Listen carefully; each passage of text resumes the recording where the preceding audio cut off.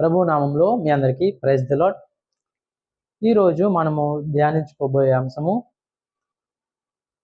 నీ విశ్వాసమే నిన్ను స్వస్థపరచును అనే అంశం మనం ధ్యానించుకుందాం. చూడండి, మనందరికీ బాగా తెలిసిన వాక్యమే. మార్కు సువార్త 5వ అధ్యాయము 25వ వచనం నుంచి 32 వరకు ఒక సందర్భమే.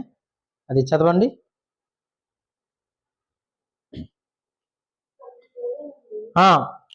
12 ఏళ్ల నుండి రక్తస్రావ రోగము కలిగిన ఒక స్త్రీ ఉండెను.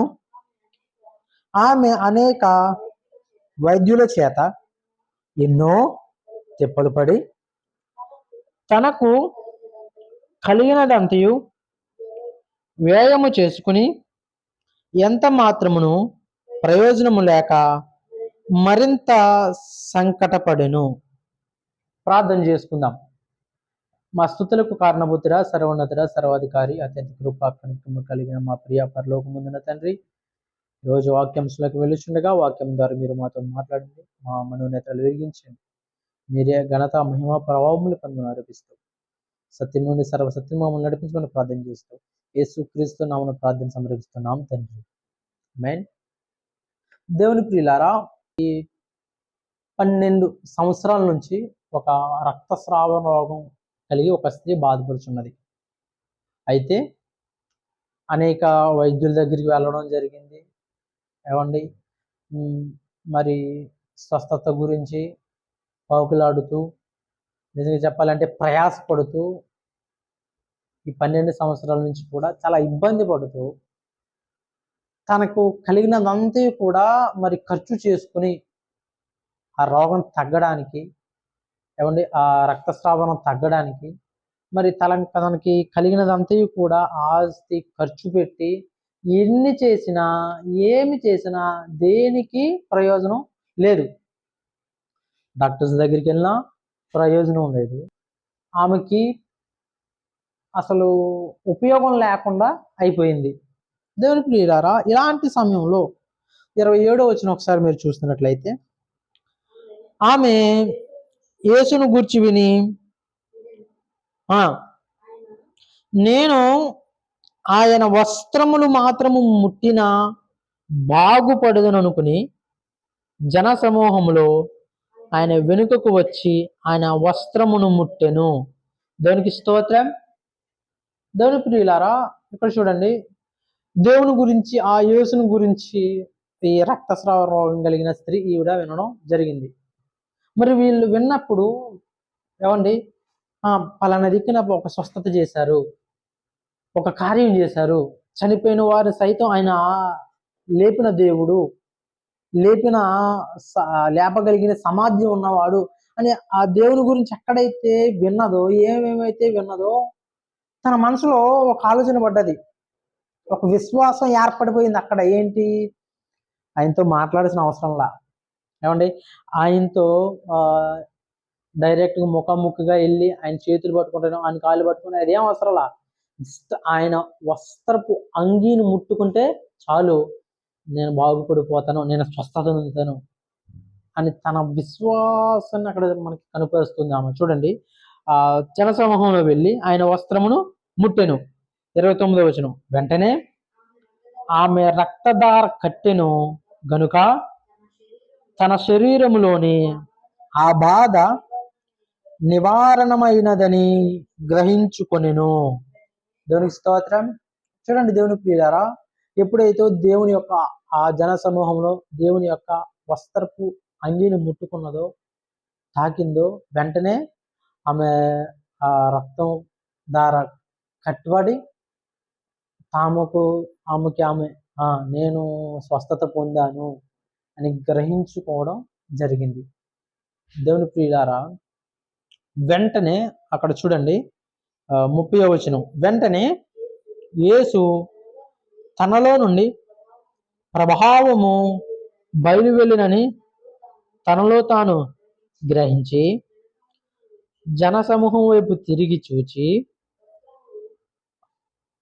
నా వస్త్రములు ముట్టినదెవరని అడుగగా ఆయన శిష్యులు జనసమూహము నీ మీద పడుచుండుట చూచుచున్నావే, నన్ను ముట్టినదెవడని అడుగుచున్నావా అనిరి. ఇక్కడ చూడండి దేవుని ప్రియులారా, ఈ వస్త్రపు అంగిని ముట్టుకోగానే ఆ రక్తస్రావం రోగం కలిగిన స్త్రీకి స్వస్థత రావడం జరిగింది. అయితే మరి అక్కడ ప్రభువు అంటున్న ఒక మాటను మీరు బాగా గమనిస్తే, తనలో నుండి ప్రభావం బయలు వెళ్ళిందంట. ఆయన తిరిగి వెనక్కి తిరిగి చూసి నన్ను ఎవరు ముట్టుకున్నారని అడిగితే, అక్కడ శిష్యులు ఏమంటున్నారు అని అంటే, ఏందయ్యా మీరు జోగు చేస్తున్నారా ఏంటి, ఇక్కడ ఎంతమంది మిమ్మల్ని ముట్టుకుంటూ దోచుకుంటూ వెళ్తున్నారే, తాగుతూ వెళ్తున్నారే, మళ్ళీ మిమ్మల్ని ముట్టిందని ఎవరు అడుగుతున్నారు. మీరు చూసినట్లయితే కనుక 32వ వచనంలో 31వ వచనంలో నన్ను ముట్టినది ఎవడని అడుగుచున్నావా అని ప్రశ్నార్థకం ఉంది. అంటే ప్రశ్న అడుగుతున్నారు ప్రభువునే. అంటే మేము ఇంతమంది తిరుగుతున్నారు కదయ్యా, ఒక రకం చెప్పాలంటే ఎటకారంగా ఎగతాళిగా కూడా అడుగుతున్నారు అని చూడండి దేవుని ప్రియులారా. అయితే ఆ 32వ వచనం కనుక మనం చదివితే కనుక చూడండి, ఆ కార్యము చేసిన ఆమెను కనుగొనవలెనని ఆయన చుట్టూ చూచెను. అప్పుడు ఆ స్త్రీ తనకు జరిగినది ఎరిగి భయపడి వణుకుచూ వచ్చి ఆయన ఎదుట సాగిలపడి తన సంగతంతయు ఆయనతో చెప్పెను. దేవునికి స్తోత్రం. చాలండి. దేవుని ప్రియులారా, ఇక్కడ ఆ రక్తస్రావం కలిగిన స్త్రీ జనసమూహంలో దేవుని వస్త్రం ముట్టుకోవడం జరిగింది. ఆమెకి స్వస్థత రావడం జరిగింది.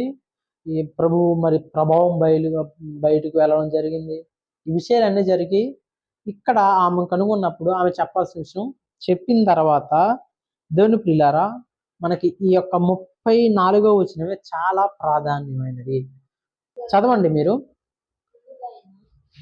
అందుకు ఆయన, కుమారి, నీ విశ్వాసము నిన్ను స్వస్థపరిచెను, సమాధానము గలదానివై పొమ్ము, నీ బాధ నివారణ అయి నీకు స్వస్థత కలుగును గాక అని ఆమెతో చెప్పెను. దేవునికి స్తోత్రం. దేవునికి స్తోత్రం. కుమారి, నీ విశ్వాసమే నిన్ను స్వస్థపరచును. దేవునికి ఆమె విశ్వాసం ఏంటి, ఆమె నమ్మకం ఏంటి, ఏమని నమ్మింది ఆమె? అసలు ఆమె విశ్వాసమే ఆమె స్వస్థపరచడానికి ఏమని నమ్మింది? మనం ఇందాక చూస్తే 27వ వచనంలో ఆమె యేసును గూర్చి విని, నేను ఆయన వస్త్రములు మాత్రము ముట్టినా బాగుపడుదుననుకుని, ఆయన వస్త్రము ముట్టుకుంటే చాలు స్వస్థత నాకు వస్తుంది అని విశ్వసించింది, అని నమ్మింది. ఎప్పుడైతే తనలో విశ్వాసం కలిగిందో, ఆ విశ్వాసం కలిగిన తర్వాత దేవుని యొక్క అంగి ఆ వస్త్రము ముట్టుకున్నదో స్వస్థత వచ్చింది. దేవుని స్తోత్రం. దేవుని ప్రియులారా, ఆ స్త్రీ అక్కడ ఒక 12 సంవత్సరముల నుంచి ఆ యొక్క ఆ రక్తస్రావం రోగం కలిగి బాధపడుచున్నది. అయితే మరి మనం ఆలోచన చేస్తే 12 సంవత్సరాల నుంచి ఆ రోగంతో బాధపడుతున్నదే, 12 సంవత్సరాల నుంచి ఏమండి తనకున్న ధనాన్ని అంతా ఖర్చు పెట్టి, తనకు కలిగినదంతా ఖర్చు పెట్టి ఆ స్వస్థత రావాలని వేచి చూసి, అయినా ఎన్ని ప్రయత్నాలు చేసినా ఏ ప్రయత్నంలోనూ కూడా విజయం లేదు, స్వస్థత లేదు. కానీ యేసును నమ్మింది, దేవునిని నమ్మింది, ఆయన వస్త్రమును ముట్టుకుంటే చాలు అని నమ్మింది. ఆ క్షణమే వస్త్రమును ముట్టుకోగానే స్వస్థత వచ్చేసింది. దేవునికి స్తోత్రం.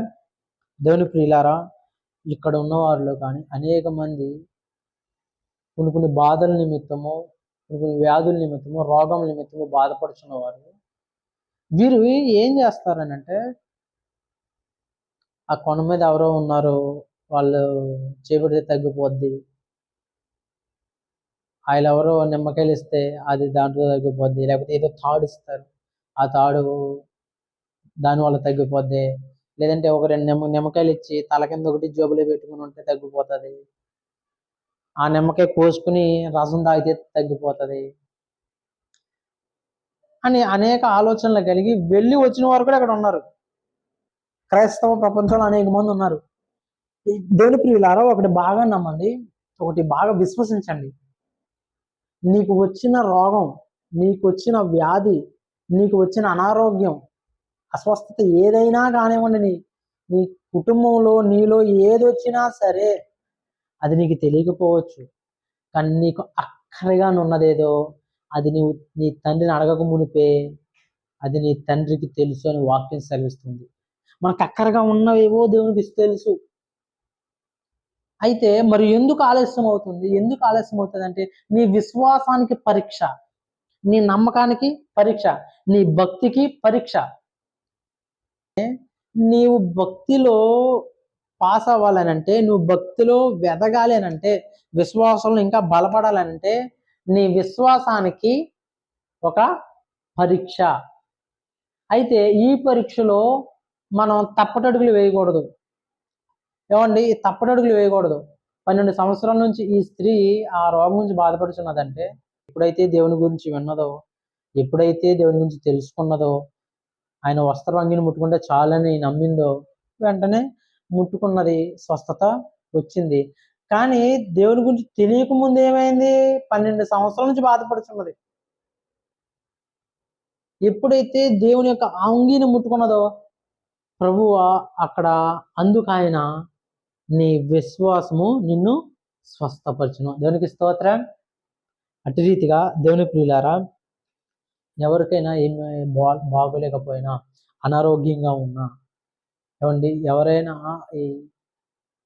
ఏ పరిస్థితుల్లో ఉన్నా, దేవుని ప్రియులారా, మొదటిగా మనం రావాల్సింది ఎవరి దగ్గరికి? దేవుని దగ్గరికి. మొదటిగా మనం విన్నపం తెలియచేయాల్సింది ఎవరికి? దేవునికి. మొదటిగా మనం ప్రార్థన చేయాల్సింది ఎవరికి? దేవునికి. యాకోబు పత్రిక 5వ అధ్యాయము 15వ వచనంలో ఒక చక్కటి మాట ఉంటుంది, ఒకసారి చూడండి. యాకోబు రాసిన పత్రిక 5వ అధ్యాయం 15వ వచనం. విశ్వాస సహితమైన ప్రార్థన ఆ రోగిని స్వస్థపరచును, ప్రభువు అతను లేపును, అతని పాపములు చేసిన వాడైతే పాప క్షమాపణ నొందును. చాలండి, దేవునికి స్తోత్రం. చూడండి దేవుని ప్రియులారా, విశ్వాస సహితమైన ప్రార్థన ఆ రోగిని స్వస్థపరచును. నీ విశ్వాసమే నిన్ను స్వస్థపరుస్తుంది. అక్కడ దేవుని ప్రియులారా, ఏ విశ్వాసం అంటే దేవుని పైన విశ్వాసం. నాకు తగ్గిపోద్దులే అనే నీ మీద నీ విశ్వాసం కాదు, నువ్వు దేవుని పైన విశ్వాసం ఉంచాలా. ఇటు విధంగా ఆ రక్తస్రావం కలిగిన రోగం స్త్రీ ఏమనుకున్నది? ఆయన వస్త్రపు అంగిని ముట్టుకుంటే చాలు స్వస్థత వస్తుందని నమ్మింది. ఆ అంగి ముట్టుకుంది, స్వస్థత వచ్చింది. ఆ వస్త్రమును ముట్టుకుంది, స్వస్థత వచ్చింది. నీ విశ్వాసం దేవుడై ఉండాలా, నీ నమ్మకం దేవుడై ఉండాలా. ఏమండి, నీ నమ్మకం బయట సృష్టి అయి ఉండకూడదు. నీ నమ్మకం ఏమండి మనుషులు చేసిన వారి మీద ఉండకూడదు. నీ నమ్మకం మనుషుల మీద ఉండకూడదు. నీ నమ్మకం నీ నీ చుట్టుపక్కల ఉన్న వారి మీద కాదు ఉండాల్సింది. నీ నమ్మకం ఉండాల్సింది దేవుని మీద, నీ విశ్వాసం ఉండాల్సింది దేవుని మీద. విశ్వాస సహితమైన ప్రార్థన ఆ రోగి ఎవరైతే ఉన్నారో, ఆ రోగం కలిగి ఎవరైతే బాధపడుతున్నారో వారిని స్వస్థపరుస్తుంది, వారిని లేవనెత్తుతుంది. దేవుని ప్రియులారా, మృతులను సైతం లేపగలిగిన దేవుడు నీకున్నాడు. మ్యాన్, కాబట్టి నమ్మండి, విశ్వసించండి. దేవుని ప్రియులారా, ఎవరికి ఏం బాగోకపోయినా, ఎవరికి ఏ అనారోగ్యంగా ఉన్నా సరే, క్రీస్తు మహిమైశ్వర్యములో స్వస్థత అనుగ్రహింపబడును గాక. ఎవరైనా దేని ఎడల బాధపడుచున్న ఎడల, కుటుంబాలలో స్వస్థత లేక బాధపడుచున్న ఎడల, రోగంతో బాధపడుచున్న ఎడల, వ్యాధితో బాధపడుచున్న ఎడల, దేవుని ప్రియులారా ప్రార్థన చేయండి. ఆ స్త్రీ ఎలాగైతే విశ్వాసంతో దేవుని దగ్గరికి వెళ్ళిందో, నీవు విశ్వాసంతో దేవుని దగ్గరికి రా. నీవు విశ్వాసంతో దేవుని దగ్గరికి వచ్చి ప్రార్థన చేయి. నీ ప్రార్థన నెరవేరుతుంది. నీకున్న రోగము, వ్యాధి ఏదైనా సరే నీ కుటుంబంలో నుంచి తొలగిపోతుంది. ఆమేన్. కాబట్టి అట్టి రీతిగా దేవుని పైన విశ్వాసం ఉంచండి. మీ పరిస్థితులు దేవుడు మారుస్తాడు. మిమ్మల్ని అందరినీ దేవుడు దీవించి ఆశీర్వదించును గాక. ఈ నా మాటలో దేవుడు దీవించి ఆస్వాదించిన గాక. Praise the lord.